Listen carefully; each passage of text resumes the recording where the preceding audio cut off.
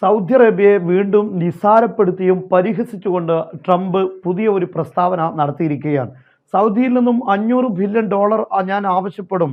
അവർ അത് തരുകയാണെങ്കിൽ ഞാൻ Saudi Arabia ആദ്യമായി സന്ദർശിക്കുന്ന രാഷ്ട്രമായി തിരഞ്ഞെടുക്കുമെന്ന് അദ്ദേഹം പറഞ്ഞിട്ടുണ്ട്.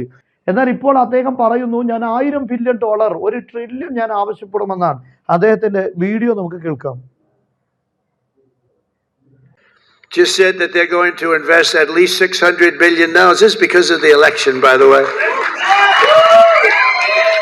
And I believe they'll make it $1 trillion. I'm going to ask them to make it $1 trillion. What the hell? The money means nothing to them.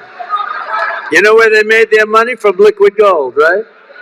They got a lot of liquid gold. We have more. We have more than Saudi Arabia.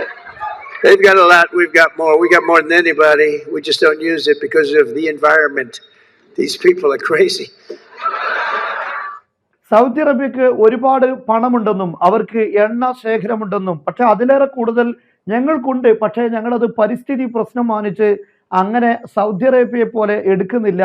അതേ സമയത്ത് അവർ crazy പീപ്പിളാണ് Saudi അറേബ്യയിലുള്ള ആളുകൾ എന്നാണ് അദ്ദേഹം പറഞ്ഞിരിക്കുന്നത്. ഒരു കറവ പശുവിനെ പോലെയാണ് സൗദി അറേബ്യ കാണുന്നത്. അതേസമയം എല്ലാ കാര്യങ്ങൾക്കും സൗദി അറേബ്യ ഉപയോഗപ്പെടുത്തുകയും ഞങ്ങളുടെ ഒരു മിഡിൽ ഈസ്റ്റിലെ ഏറ്റവും പ്രധാനപ്പെട്ട സൗഹൃദ രാഷ്ട്രം അല്ലെങ്കിൽ ഞങ്ങളുടെ സഖ്യരാഷ്ട്രം എന്നൊക്കെ പലപ്പോഴും വിളിക്കുകയും തങ്ങളുടെ മിഡിൽ ഈസ്റ്റിലെ എല്ലാ താല്പര്യങ്ങളും സംരക്ഷിക്കാനുള്ള ഒരു ഇടമായി മാത്രം കാണുന്നു എന്നാണ് ഈ പ്രസ്താവനയിൽ നിന്ന് മനസ്സിലാക്കാൻ സാധിക്കുന്നത്. ഒരു രാഷ്ട്രത്തെ അല്ലെങ്കിൽ ആ രാഷ്ട്രത്തിന്റെ നേതൃത്വം നൽകുന്ന തലവന്മാരെ വളരെ നിസാരപ്പെടുത്തിക്കൊണ്ടാണ് അദ്ദേഹം സംസാരിച്ചിരിക്കുന്നത്. അവർക്ക് മണി ഒരു പ്രശ്നവുമല്ല, അവർ ക്രാസി പീപ്പിൾ ആണ് എന്നാണ് പറഞ്ഞിരിക്കുന്നത്.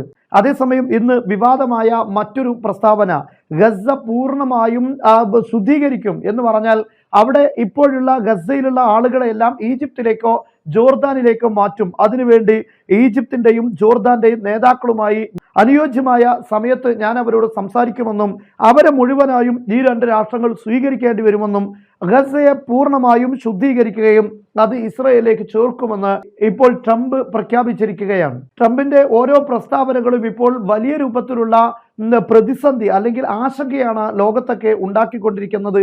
അത്തരത്തിലുള്ള വളരെ കടുത്ത ചില തീരുമാനങ്ങളും പ്രഖ്യാപനങ്ങളും ഒക്കെയാണ് ഇപ്പോൾ ട്രംപ് നടത്തിക്കൊണ്ടിരിക്കുന്നത്.